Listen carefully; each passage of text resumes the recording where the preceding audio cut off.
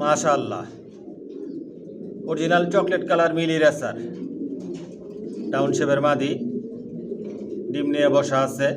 মাশাআল্লাহ বলবেন।